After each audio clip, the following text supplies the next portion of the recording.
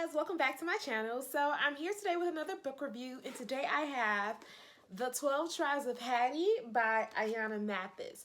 So this is a book that I read. I went to Oprah's book club. I didn't have anything to read. I was like in a reading rut, and so I went to Oprah's book club to get a recommendation, and that is where I found this, The 12 Tribes of Hattie. Quick synopsis without giving any spoilers. This book is just like kind of like a chronological book about a family, a mom named Hattie and all of her kids, and they're called the 12 Tribes of Hattie. And what makes this book so interesting, what I'm assuming the reason why it became a national bestseller, why Oprah picked it, is because the way that it's written. It's written in such a beautiful way.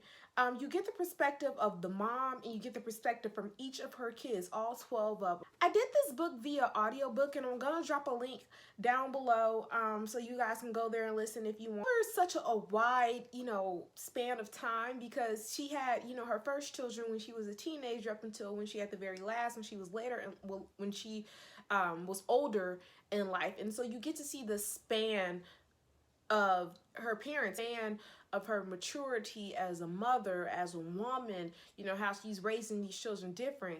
I'm pretty sure the parents out there can relate. You treat baby one way, and then baby 2, 3, 4 treat a different way, and then the youngest, you pretty much let them do whatever. So that's kind of how things are in the 12 Tribes of Hattie. And I think that's probably what I liked most about this book, is that it gives you that perspective over time. Hattie's children are so diverse. Like they're so diverse. They went into different careers. They kind of had different walks of life. They, went through different things, different personalities. And so that was a beautiful thing of the book. The book just develops all of these characters, and you just picture, this one big happy family sitting having Sunday dinner, but family things get a little rocky, get a little emotional for them. So it's not, one big happy family, but it's a family, and they're very much a real family. I don't think it's anything that I didn't like about the book. It was a pretty interesting read from beginning to the end. It was a page turner. The author kept you enthralled. It was always something going on, and it was so many well-developed characters that it wasn't a dull moment. It's like even if you turned the chapter and you weren't talking about, I'm making up names, Joe anymore, Kathy had something going on, and then when her life got born, Lisa had something going on. So the book was a page turner. Who this book is for, I think anyone can relate to this book, because I want to talk about, I'm going to set the book down, but I want to talk about what this book did for me. So in the story, again, without giving any spoilers, Hattie has 12 children, and they all see Hattie a different way because she mothered them all differently, whether it had been what her economic status was at that part of time, where her relationship was at that period in time, how her health was. She mothered them all differently. Some people got, the everyday loving mom. Some people got tough love from her. Some people got, I conceived you when I didn't really want a baby, so they got a mean Hattie. As her children progressed to adults, they all looked at her a different way. I can relate to this because personal story time. I have a half sibling on my dad's side that I didn't grow up with. We weren't really close, and so, but we were like Facebook friends. And so one day on Facebook, it was my father. So my father was estranged to me, and then he passed when I was younger, when I was a child. And so I didn't really know him. But on top of that, when he was alive, he was a deadbeat. And so his birthday passed, and so my half sister gets on Facebook with these, Facebook eulogies about how good of a dad he was, and daddy's girl, and how such a cool, caring, loving individual. Whose daddy are you talking about? Because that wasn't my daddy. Like, my daddy was a deadbeat. I didn't know him. I can count the number of times that I saw him on my hand. He didn't pay my mom child support. Like, and he was married to my mom. This wasn't like an estranged relationship. Like, this is his ex-wife he was treating like this. So whose daddy are you talking? We talking about the same person?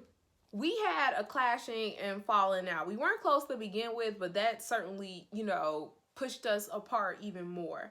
Now neither of us was right and neither of us was wrong. And that's something that this book taught me, is that you have to just appreciate people's perspective on their interaction with their individual, right? Your perception is your reality. So while, you know, her experience might have been a loving, doting father that came around and, you know, took care of her and bought her everything that she wanted, my experience was the total opposite.